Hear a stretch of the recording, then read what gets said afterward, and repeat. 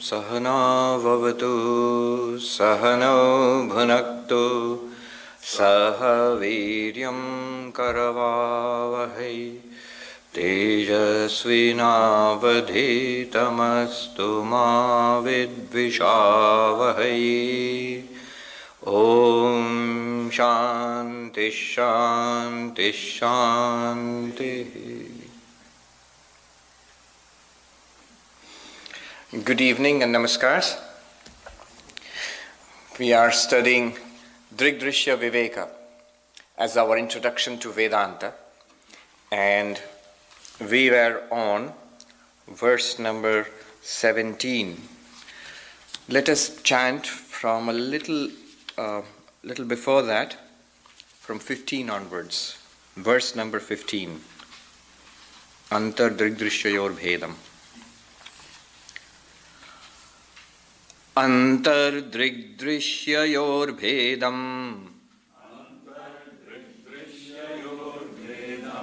Bahishcha Brahma Sargayo Avrinotya Parashakti Sa samsarasya karanam Sakshinah purato bhati Lingam dehena sanyutam Chitichhaya samaveshat Jivasyadvyavaharika Asya jivattvamaropat Sakshinyapyavabhasate Avrito tu vinashtayam Bhede bhati apayati tat.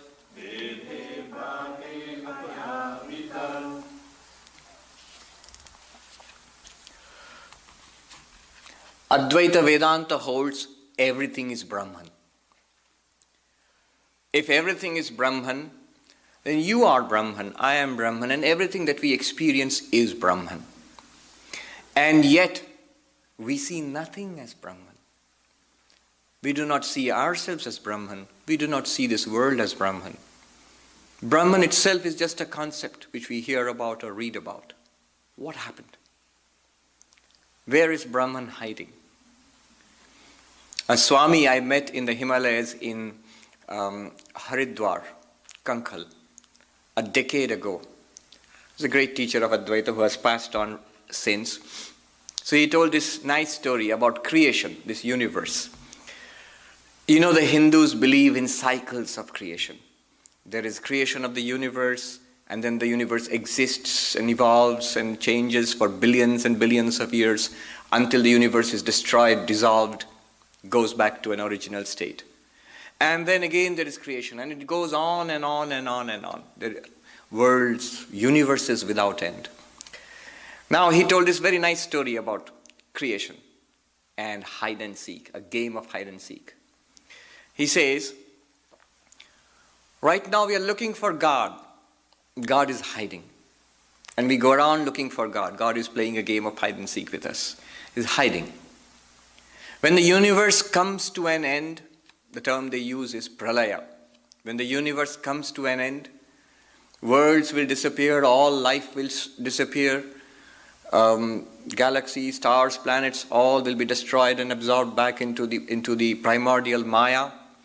And we too, the individual jivas, we will be absorbed into Maya unless those who get enlightenment accept those. The rest will still remain in a potential state in Maya. So we are not there anymore, not separately at least. What exists? God alone exists with his power, Maya. So at that time, God is searching for us. Where did those fellows go? They are hiding. We are hiding. We are hidden. We are hidden. And God is searching for us. Where did those fellows go? And then he creates this universe again, and projects us into this universe, and we play our games for life after life, and he hides himself. And we search for God. Where did God go? So this eternal game of hide and seek is going on. So he put it so beautifully. What has happened is this. The power of Maya veils Brahman. What we learned there was, on the 15th verse, inside us, within us, we are Brahman, but we do not see ourselves as Brahman. Because the difference between the body-mind complex and the pure consciousness illumining the body-mind complex, drashta and drishya, this difference is obscured by Maya internally. So Brahman is there, but we do not perceive. We see ourselves as body-mind. Exactly like if there is a movie, we see the movie and the screen is right there. But because the movie screen is completely covered by pictures, we fail to distinguish the screen from the pictures themselves. In the same way, our mind and consciousness are mixed up together for us, and we are unable to separate them. He says, Drg-Drśya-Viveka. Internally, the difference between the witness and the witnessed, the seer and the seen. What is the seer or the witness? Pure consciousness. What is the seen? The mind. First and foremost, the mind. The ego, the mind. So these two become mixed up. And we cannot clearly differentiate between the two. So we do not realize the Atman, the Brahman within, the witness within. We think we are the mind. We are the mind, an embodied mind. That's what we feel ourselves to be. And outside what happens? Outside Brahman and the world. We read how by the power of Maya, a net of names and forms is drawn over Brahman. If you remember, a few verses back we read Maya has two powers, the veiling power and the projecting power.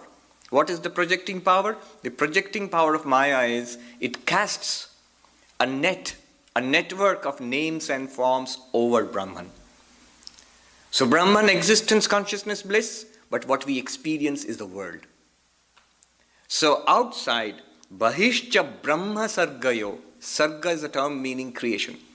The difference between Brahman and creation is obscured. We perceive the creation. Brahman is right there. Where? Everywhere. And here too. In every object, in every person, in every event, everything that happens in the world is actually Brahman. Just as every bench here and this table, all of it is actually wood. But if someone does not know what wood is, they will say that, oh, there are 20 benches here and a table. So in that way, the difference between the world, the universe, and Brahman gets obscured. You see, the projecting power of Maya is responsible for creating this universe, and this universe consists of two kinds of matter, according to Vedanta: subtle matter, sukshma, gross matter, sthula. The subtle matter goes to form our minds, our life. I'm speaking in general terms. In Vedantic terms, the pranamaya kosha, the manomaya kosha, the vijnanamaya kosha, these are all made of subtle matter. Our internal experience. Remember, this is not metaphysical speculation. Why not, Swami? You're using so many fancy terms. Let me tell you what it refers to. It refers to the very mind you perceive inside. Right now, all of us experience thoughts, feelings, emotions. That is what is the subtle body.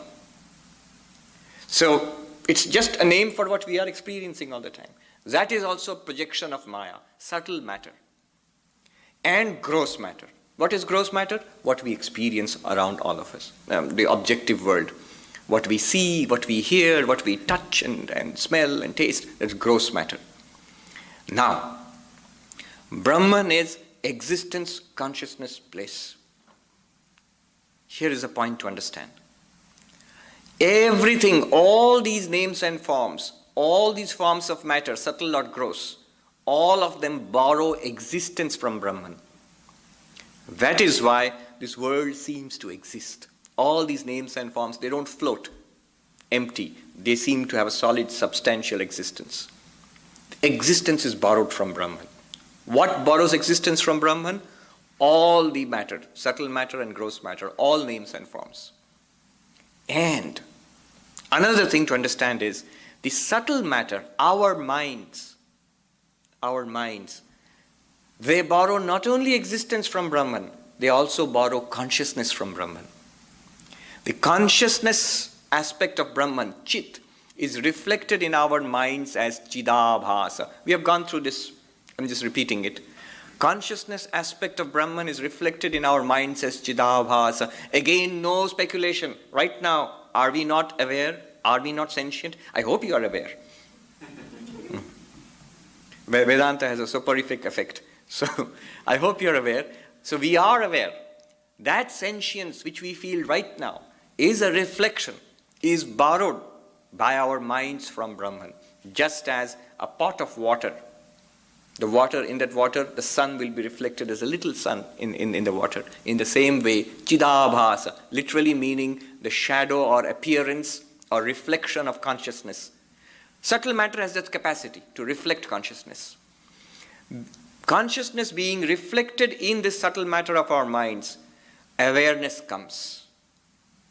That consciousness, that witness in the mind becomes a knower. I'm using the terms I'm translating from Sanskrit. Sakshi, witness. Pramata, knower. So the witness now becomes a knower. Who is this knower? You, right now. You or I may not be aware, may not be able to appreciate what the witness is right now. But what we are right now is what is being called the knower. And this knower, identified with the mind and body, thinks of itself as this person or that person and interacts with the world, with the objective world. Both of these, the objective world of gross matter and the subjective world inside us of subtle matter, both of these are nothing but Brahman. They are nothing but Brahman. Brahman inside, Brahman outside. Now, Brahman inside, we have been learning how to find out. The very first verse which we did when we started this, if you remember, Rupam Drishyam Lochanam Drik, the seer and the seen, making a difference between the seer and the seen, trying to understand what Brahman inside is. What is outside is the seen. The one which sees is the seer. The eyes themselves are the seen. The mind is the seer. The thoughts, feelings, and emotions in the mind are the seen. And the consciousness, the witness, is the seer. We learn to appreciate the witness within. That is what we are, not the mind. Not even the consciousness reflected in the mind. That's what we have been trying to do all along. Now, today's subject is even more exciting. We'll learn to see God in the world. Where is Brahman in the world? Let's see. Brahman is hidden in the world, they are saying. We will discover it. We're going to do some spiritual archaeology. We're going to find that big guy in the world today now. He's hidden, but not very well hidden. We can find him or it right now. So that's what we are going to do. How to see Brahman in this world? Where? Everywhere. In any object, in any person, in any event, anything in this world. Brahman must be there. If Brahman is all-pervasive, Brahman must be there. Let's see how we can discover Brahman. Now we come to 18th verse. Tatha sarga brahmanoscha bhedam avritya tishtati ya shakti tadvashat brahma vikritattvena bhasate. Similarly, Brahman, under the influence of the veiling power of Maya, the distinction between Brahman and this phenomenal universe is obscured. It's concealed. And Brahman appears as this changing universe. Brahman itself appears as this changing universe. Why? Because of the veiling power of Maya. Here in this world, all names and forms are changing. Look at this body which we have. They speak of 6 types of change. Jayate, asti, vardhate, viparinamate, apakshiyate, nashyate. It is born. Being born, it comes into existence, the body. Then it develops. Baby, child, teenager, develops, grows, changes. And then reaches middle age, viparinamate, keeps on changing, reaches a peak. And then apakshiyate, begins to deteriorate, old age. So we struggle to keep the body fit and healthy and looking good, and that's good. But the forces of change are inevitable. It's inevitable. Slowly it will deteriorate. So viparinamate, apakshiyate, it deteriorates. And then nashyati, death. 6-fold change for the body. For any kind of name and form, it undergoes change. And the consciousness, the Brahman, which this name and form covers, will not change, does not change.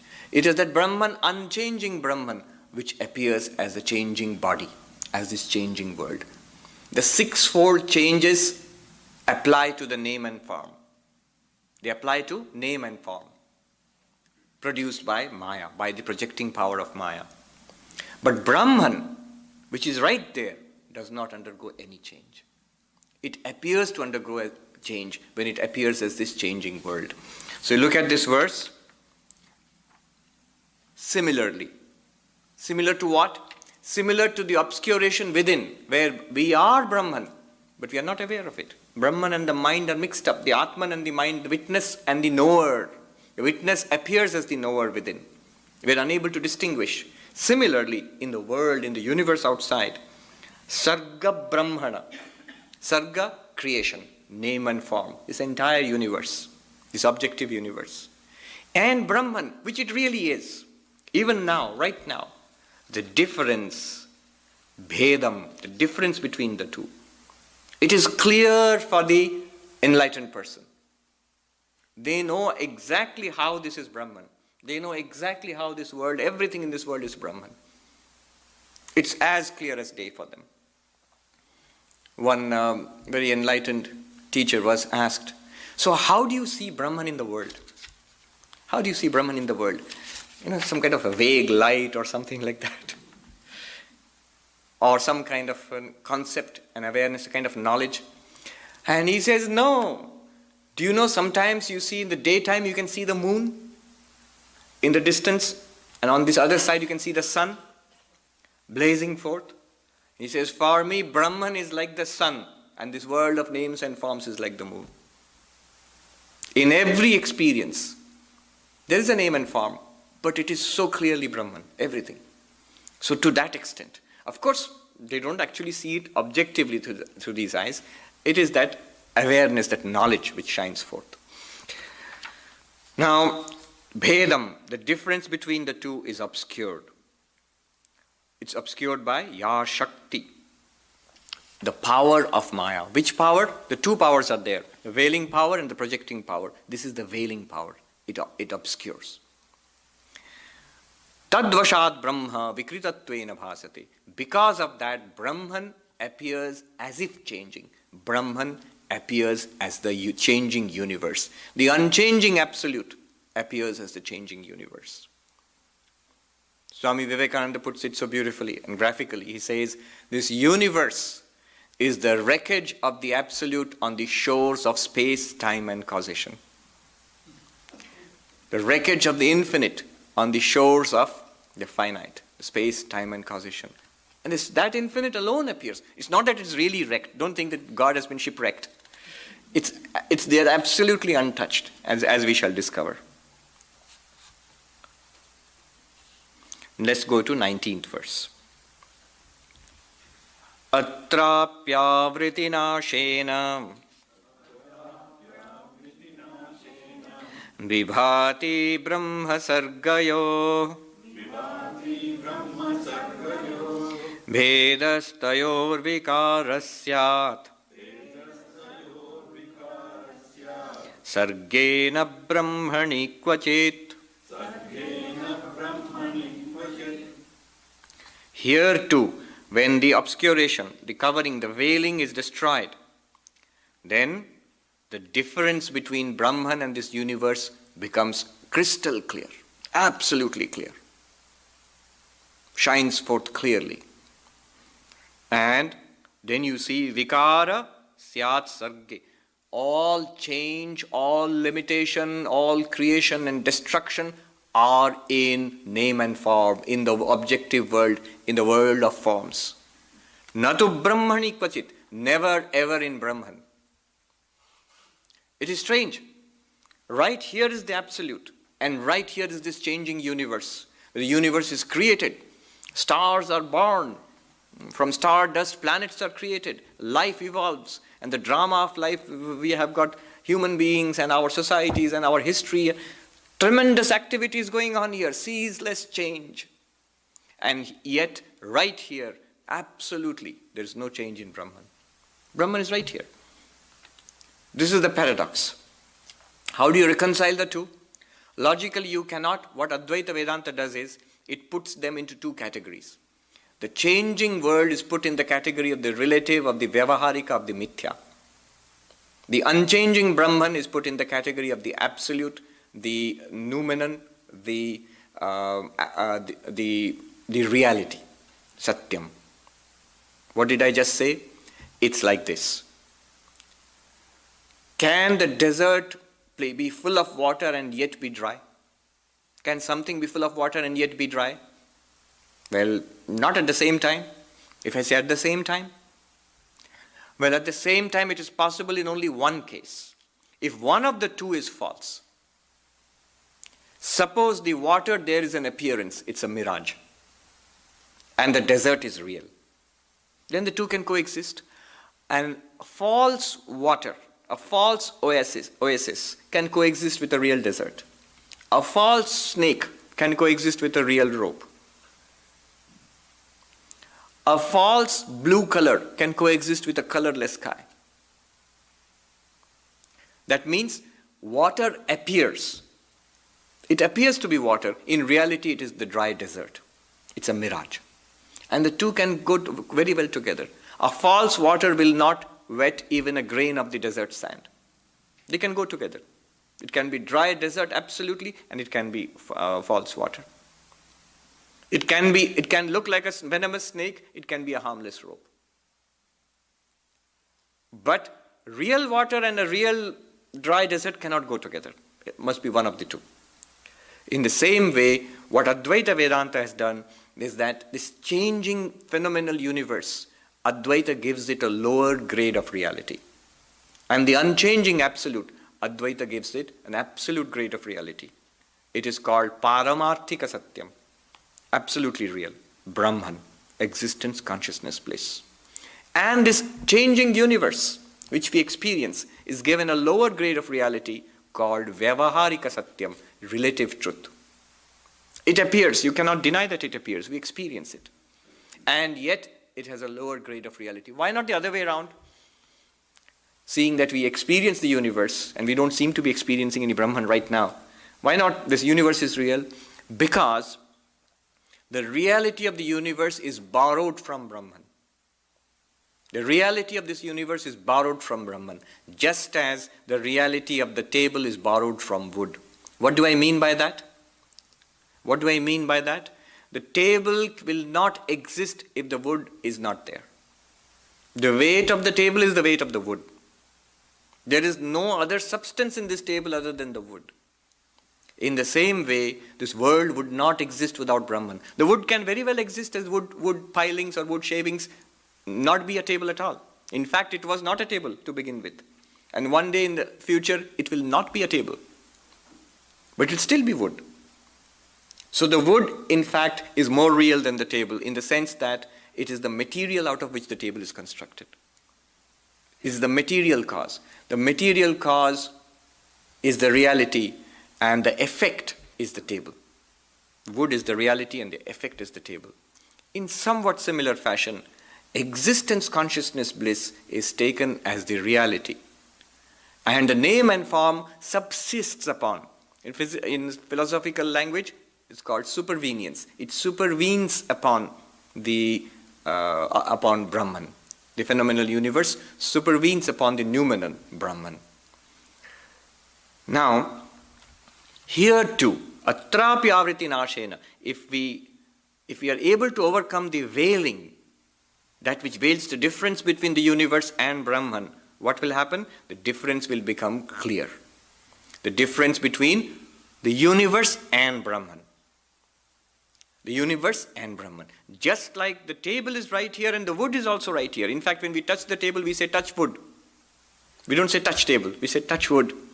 In the same way, what appears to be Jiva and Jagat is in reality Brahman. And we just have to see what is Brahman and what is the world. In every experience of the world, what we are experiencing now, if it is Brahman plus world, then we must be able to isolate Brahman and the world. In our understanding at least, if not physically, but in our understanding. We must be able to separate. The technical word used in Vedanta is Viveka. Viveka. Technically in Sanskrit, Viveka, Vivich Pritak Karane. To separate two things. Two things which are mixed up, to separate them. In Sri Ramakrishna's beautiful terminology, simple example he gives, sand and sugar are mixed up. The ant can separate them. Milk and water are mixed up. The swan, Rajahamsa, it is supposed to be able to drink only the milk and let go of the water. And otherwise, as I say, the golmal, I cannot translate into English. In Bengali, golmale mal ache. Golta bad diye malti law. In English, it would roughly be something like, in chaos, there is a reality and there is something false, something wrong. So that you can leave the chaotic part out and take the substance, something like that. Very difficult to translate into English. Now remember, be careful about the example. Sand and sugar are two different things. They're just mixed up and very difficult to separate. But here, Brahman and the world are not two different things. The only thing you should take from the example is the process of separation. Don't think that there are little particles of sand and so particles of the world and there's little particles of sugar and little particles of Brahman. Not like that. It's more like the table and the wood. Okay. Now, how do we do it? How do we do it? All this was setting the stage for the actual excavation. Let's now dig deep. Attend to me carefully. Here comes a very beautiful verse of the Drg-Drśya-Viveka, one of the most beautiful verses, and oft quoted. It's often quoted, this verse. It's a famous verse, which will come now. The famous 5 factors of experience. We will read that now. Verse number 20. Asti bhati priyam rupam Nama chetyangsha panchakam Adyatrayam brahma rupam Jagadrupam tatodvayam. Absolutely fascinating. How bold and clear they are. Exactly, they're telling you exactly what is God and what is the world. Where? In your experience. Which experience? Any experience. Any experience of the world at all. Look what he says. Every experience, the translation is every entity, actually every experience. Every experience that we have has 5 characteristics. Is characterized by 5 aspects. What are they? 1, existence. Number 2, appearance or cognizability or appearance or shining. The second one. Number 3, happiness. Literally it means priya, likable. So pleasure or happiness. Form and name. Nama, name. Rupa, form. 5 factors. The first 3 are Brahman. The last 2 are the world. What does it mean? Whenever we experience anything, now all that background will come in useful.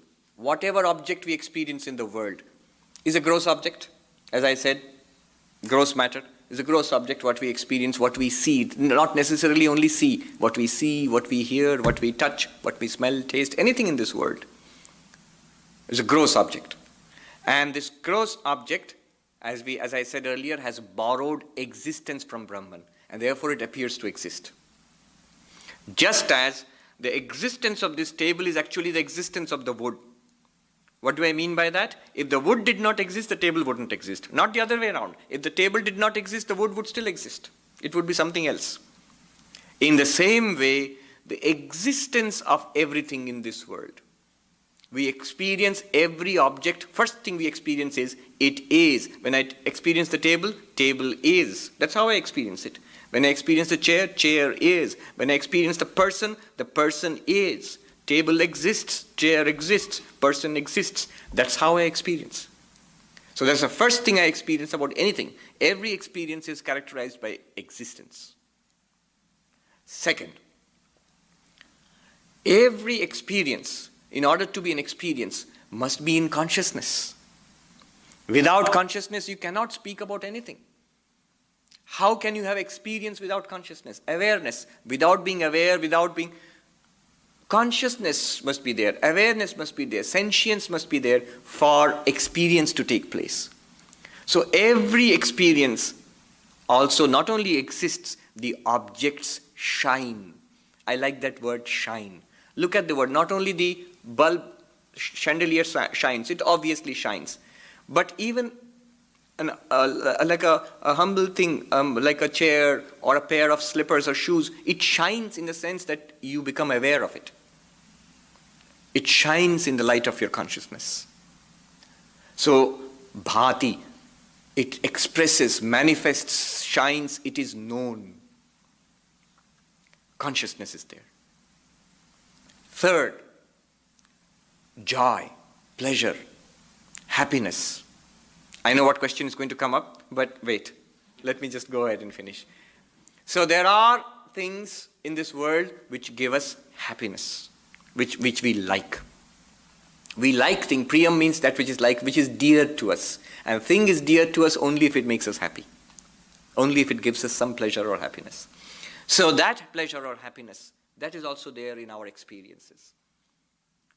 And every experience has a unique name and a unique form. By form, I do not mean something that's only seen. It may be seen, but heard also. It may be touched. It's a feeling, a touch, sensation of touch, or a smell, or a taste. So these gross world, these experiences we have of the world, they are characterized by a form. By form, I mean something you may see, or hear, or smell, or touch, or taste. Or it might be more abstract. It might be abstract. A concept. An idea. That also has a form, because that's how you distinguish one idea from another, one concept from another. So, it has a form. And it has a label we put on it. The way we think about it, that's called the name, the language which we use for it. So, name and form. Now, what he is saying is, having understood, you can analyze any of your experiences into these 5 factors. In all these experiences, you can find 5 factors. In these 5 factors, he says, the first 3 are Brahman. The last 2 are the world. The first 3 are Brahman, are actually borrowed from Brahman, to make it more precise. The last 2 are name and form, are the projections of the projecting power of Maya. The projecting power of Maya, the avriti and the vikshepa. The projecting power of Maya, Vikshepa Shakti projects name and form. So the last 2, name and form. Here is a person. The name of the person, Sam or Joe or Ram, whatever the name is, and the form of the person, that is the projecting power of Maya.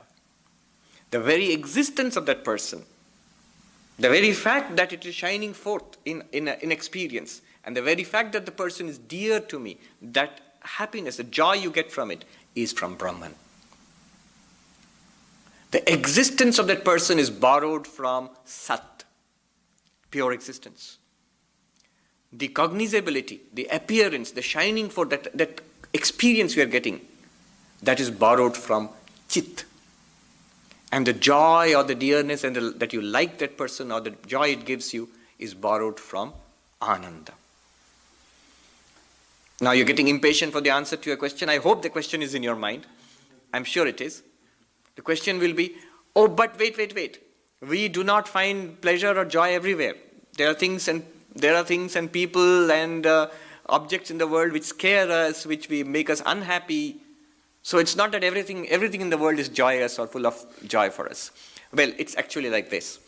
One way of explaining this would be, there are two tracks in which this verse has been explained. One way, let me give you a very traditional way of explaining it would be, remember the distinction between gross matter and subtle matter, sthula and sukshma. The gross matter has the capacity of borrowing existence from Brahman.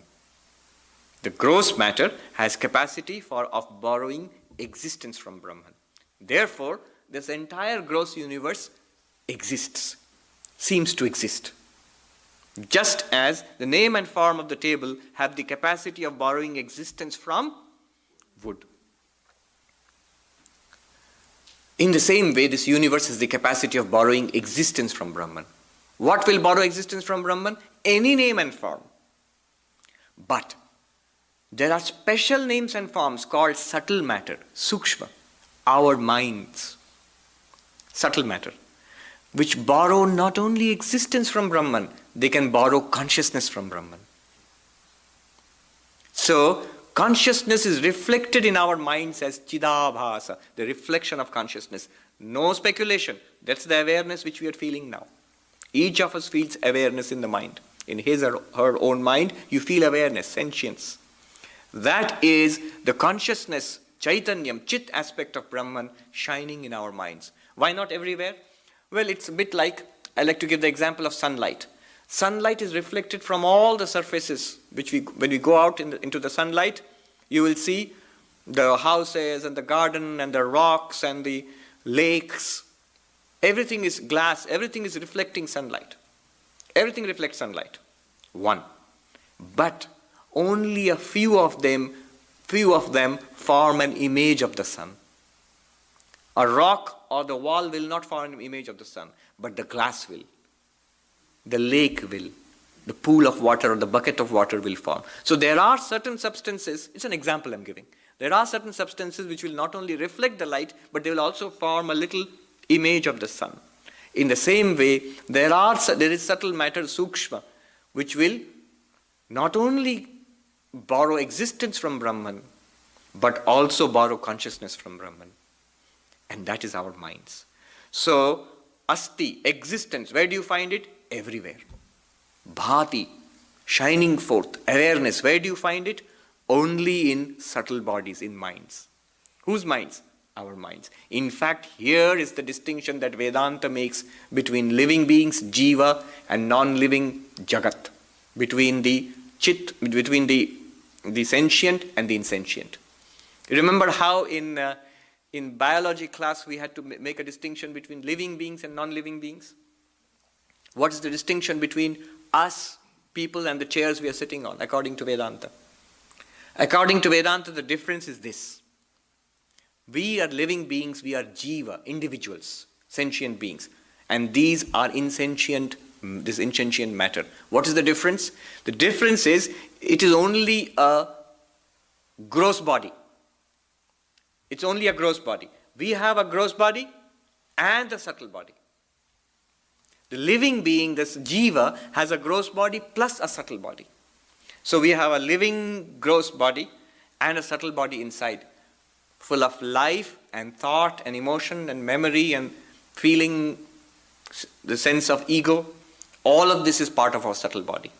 So the subtle body is what distinguishes living beings from non-living beings in the book of Vedanta.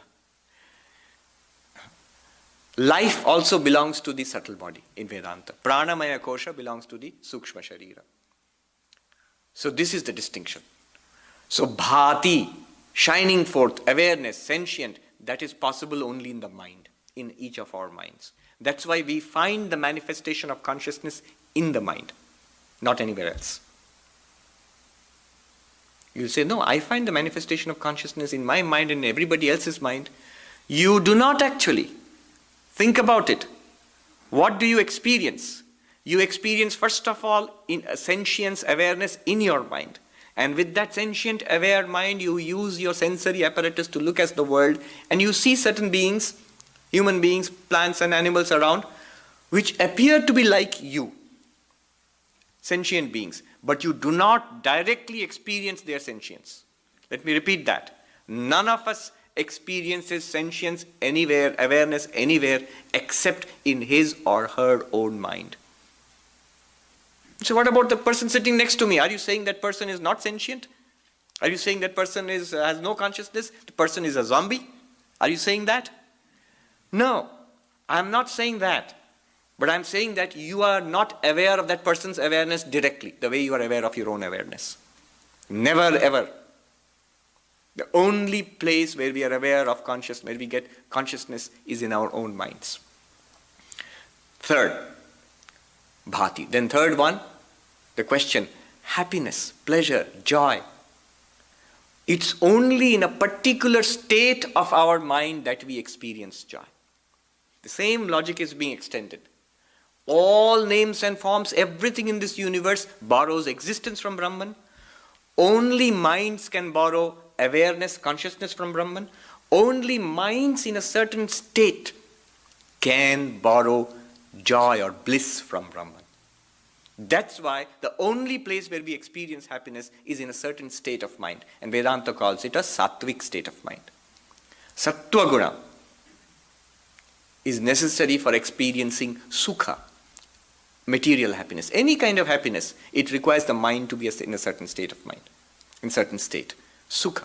Sukhakara vritti is necessary in the mind to experience happiness.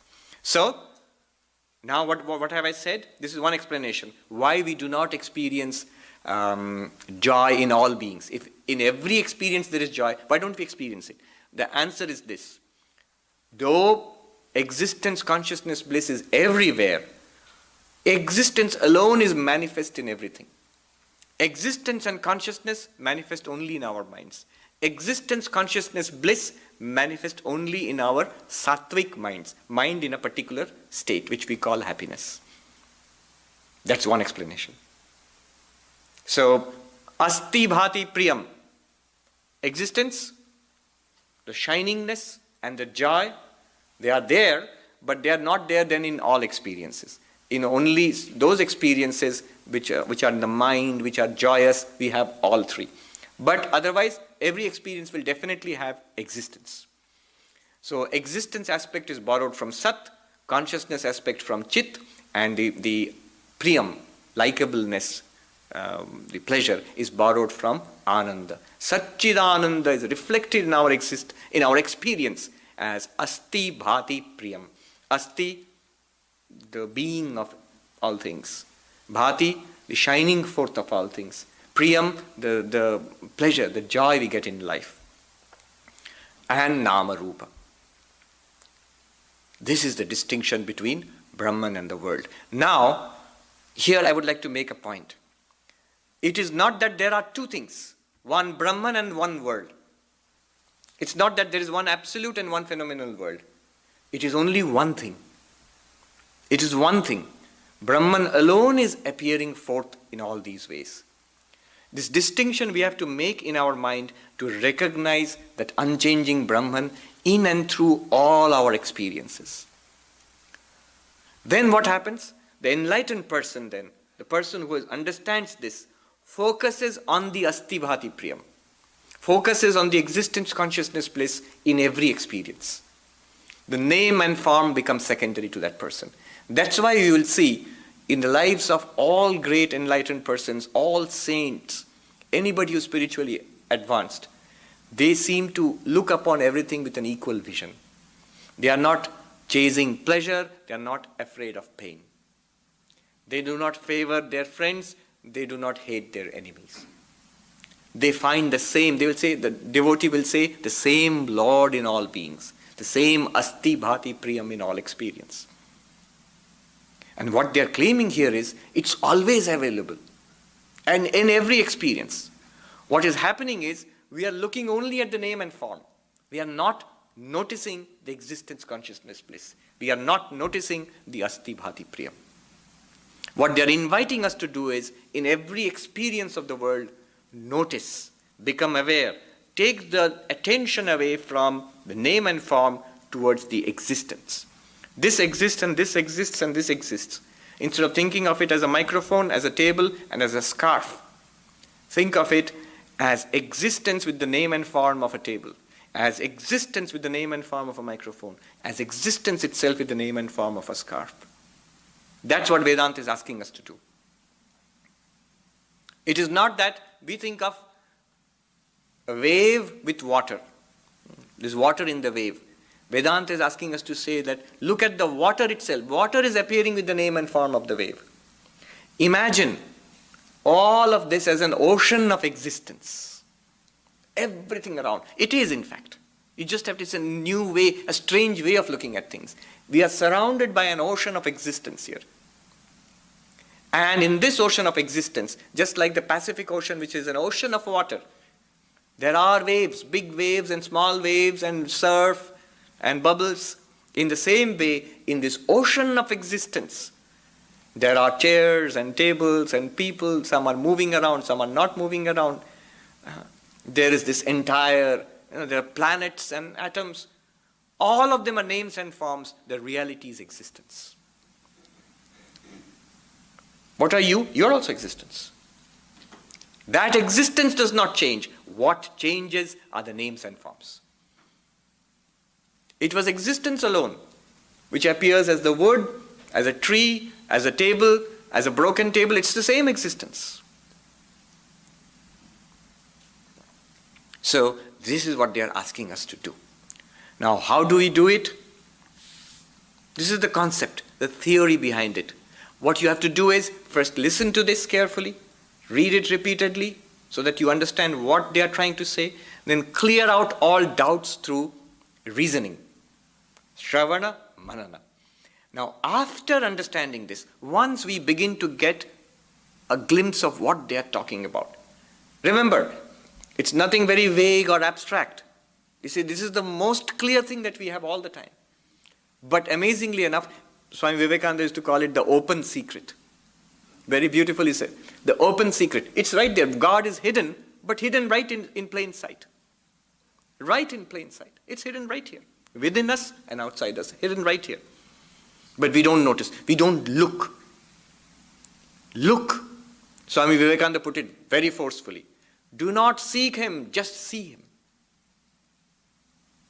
It's like saying, it's like saying, the reality of the wave is water. Look deep into the wave, you will find water. What deep into the wave?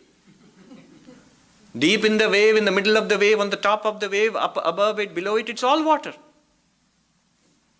Sometimes mystical language, abstract analysis, obscures the fact that you're talking about the most vivid thing in our lives. After all, what do we experience anywhere throughout our lives, anything other than existence itself, in various forms and names? There's this story, but it's hidden. It's hidden in this way. The veiling power of Maya, Avriti. There's this story of a businessman traveling in a train in India, long distance train, from the north to the south maybe he was traveling, and he gets up and sits in the train, and the person sitting opposite to him was actually a thief, looking for an opportunity to steal money. And the thief sees the businessman bring out a wad of cash and count it. And the thief looks like that. And the businessman stuffs it back and goes to sleep. The thief makes all plans that when the businessman is fully asleep at night, I'll sneak in and take the money out. And when the businessman is asleep, and the thief quietly sneaks up and starts searching carefully, always becoming startled when the businessman sort of changes sides and rolls over, whatever. And he searches and searches and searches, and he couldn't find anything. And when it's becoming daytime, he gets nervous and he goes back to his bunk, but he cannot sleep. And as day breaks, the businessman gets up from his bunk and stretches and yawns, and as the thief is watching him, takes out a wad of cash and counts it and puts it back. The thief is stunned. What happened? Anyhow, the second day of the journey, that's the last night, again the thief tries it, and he cannot find anything. Now he's thoroughly puzzled. Next day in the morning, he is terribly tired. He dozes off, suddenly startled, awakes, and sees the businessman is getting ready to leave. He's counting the cash. And the thief couldn't restrain himself any longer, and he asked the businessman, "Sir, will you please tell me, where did you hide the cash?" And the businessman said, "Why? Under your pillow."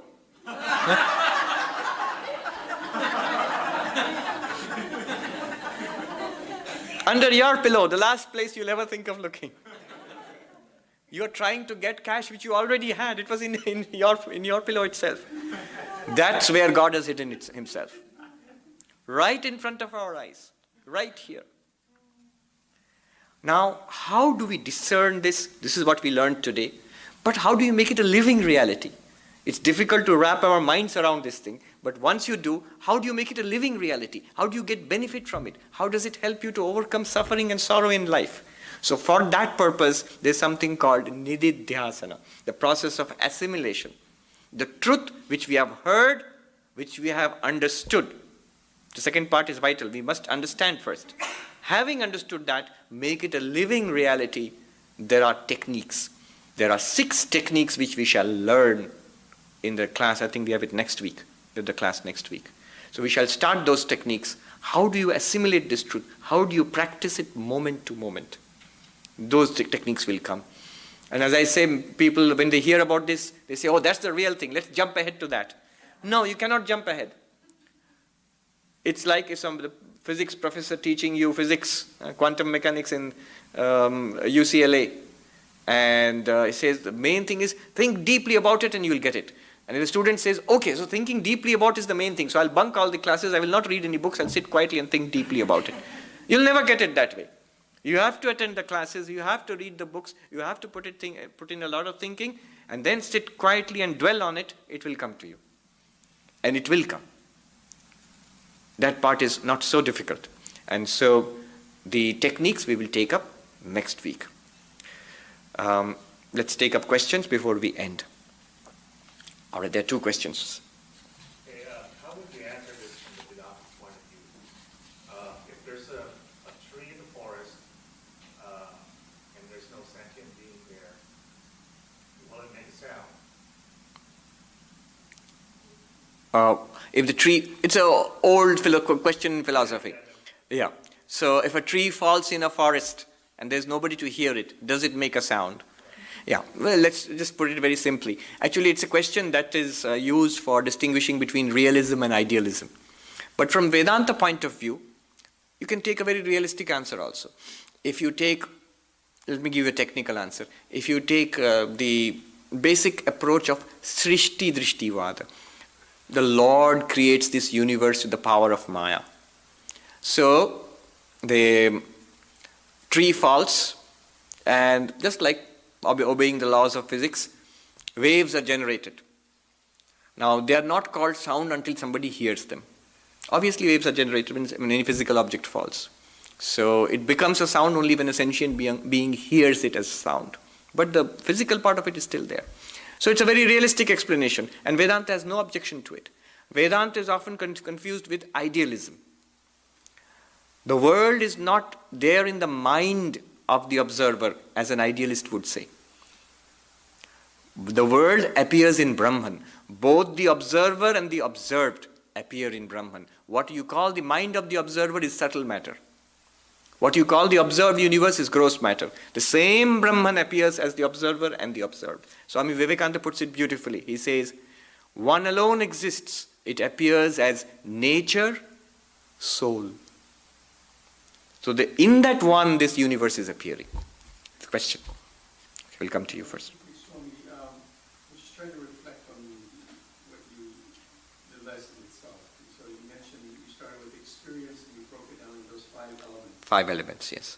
And that was introduced by finding Brahma. Brahman. In order to find Brahman in your experience, yes. In order to find Brahman in my experience. Experience of the world. Yeah. The idea was, the question is that the 5 elements were introduced to find Brahman. So how do you do that? The 5 elements are the elements of our experience of the world. And we have said earlier that Brahman is hidden by the name and form of the world. So the 5 elements are the name and form, existence, consciousness, bliss. Asti bhati priyam. The existence of a thing, the appearance of the thing in knowledge, and the joy that it sometimes gives us. So now it says that in these 5 factors, concentrate on those 3. Asti bhati priyam. That's not directly Brahman. It's borrowed from Brahman. One experiment you can do. In fact, let me tell you where I read about it. A student of philosophy was talking to his professor, and the professor was explaining something like Vedanta to him. He was saying that, see, what do you see in front of you? Well, the lawn of your house, and beyond that, well, the road, beyond that, the meadows, beyond that, the hills in the distance, beyond that, the sky, and beyond that. And the student says, why me? You see, what happens is when you're emptying your mind, space helps you to empty the mind, you find that everything is experienced in consciousness, in your awareness. So the 5 factors which are introduced here, they help you to focus. If you want to say that Brahman is hidden here, what you are experiencing is Brahman plus name and form. It's like I'm saying the wood is hidden by the table. Then I must point out what is wood here and what is table here. The name and the form are table. The material itself is wood. Similarly, name and form are world, existence, awareness, and joy are Brahman. Not the feelings, that they are borrowed from Brahman. Yes. All right. I understood that you were discussing at length the distinguishing between Brahman and the world. And the world, yes. In what category of things then do you distinguish between the world or the universe and Maya? The world or the universe is a product of Maya. It is pervaded by Maya. It is Maya itself. No. You see, what they are claiming here is, you say, if I ask you, what are you experiencing? You will say the world. And the Vedanta says, no, not just the world. You are experiencing the world covering Brahman. The world veiling Brahman. You are experiencing world plus Brahman right now. If you say that, then if we say that, your next question will be, if I am experiencing Brahman plus world, then what in my experience is the world and what in my experience is Brahman? And the answer they gave was, the name and forms which you experience are the world, and that is Maya. And the existence consciousness bliss is Brahman. So then the world and Maya Are the same. Maya is the cause, the name and form, which gives us the world. But remember, when we say I am experiencing the world, I am experiencing world plus Brahman, or Brahman plus world. Brahman covered over by the world. Yes. Well, maybe I'm having a hard time with the 2 metaphors, and maybe I'm attaching too much to them. The snake and the rope, the mirage in the desert. Yes. Yet that is very vivid. And then, but when you use the table and the wood, that seems like both are much more real. The table, I mean, it's a table as much as it was a tree. Yes. All right. It's a very good question. And I'll just dwell on it for a little while and then stop here. But if you want, you can take it up next class also. It's important to note this. In Vedanta, because language breaks down at the point of expressing the absolute. The language is never meant to express the absolute. Language is meant to deal with the relative world. So because language breaks down, we are forced to rely on several strategies. One of them is using examples, metaphors. Now when using examples can be very useful to teach something. But they can be very dangerous also. Because the teacher, when he is using the example, knows what he means. But the student may not. Student may not. If you say that man is like a lion, you mean the man is as brave as a lion or as fierce as a lion or whatever. But the student may understand that the man sort of goes around on all fours and jumps on the unwary people. May understand that. Doesn't know what you mean. In the same way, I'll just answer that very briefly and end it here. When Vedanta says the snake and the rope is like Brahman, snake is like the world. Now, in the case of snake and the rope, the moment you see the rope, the snake vanishes. This snake has no existence at all, in the beginning, in the middle, or in the end. It's the rope alone which exists. Nothing has happened to the rope to make it a snake. So all these things are understood from the example and correct. They apply to Brahman and the world. In the case of the table, or in what they use, the clay and pot, or here the table and the wood, what confuses us is, it seems that the table is as real as the wood. And you make the shape the wood into a table. So is Brahman somehow shaped into this world? The answer is no. When you talk about table and wood, clay and pot, it took me a long time to understand this. Clay and pot, table and wood, only one thing and one thing alone is being intended here. They are not saying that the clay has been shaped into a pot and so Brahman has been shaped into the world. No. They are not saying the table has been made into a table, the wood has been made into a table by a carpenter, so God has made the world out of something. No. Only one thing is meant here. The entire existence of the table is wood. The only thing here actually is wood. If you examine it, the top is wood, the bottom is wood, the sides are wood, the weight of the table is the weight of the wood. Are they equally real? They are not equally real. Why? Because the wood can exist without the table. It can exist as a tree. It can exist as a broken table. It can exist as wood powder. It's the same wood. Just as water can exist without being a wave. But the wave cannot exist without water. Do you get it? The wave cannot exist without water. And so the wave is not real like the water. Or let me put it this way, the reality of the wave is the reality of the water. In the same way, the reality of this world is Brahman. We will leave it at this and then next take up the techniques, the 6 techniques for assimilating it, to make it a real thing in our lives. Om Shanti Shanti Shanti Hari Om Tat Sat Shri Ramakrishna Arpanamastu.